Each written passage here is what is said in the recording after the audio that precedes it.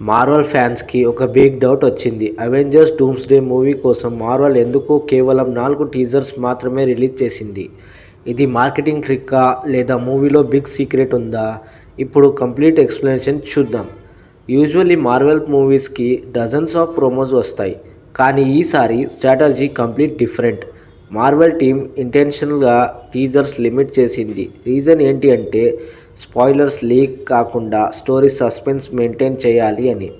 ఇంకా audience curiosity పీక్లో ఉండాలి. ఎక్కువ టీజర్స్ వచ్చేస్తే స్టోరీ గెస్ చేయడం ఈజీ అయిపోతుంది, కానీ లిమిటెడ్ టీజర్స్తో హైప్ డబల్ అయిపోతుంది.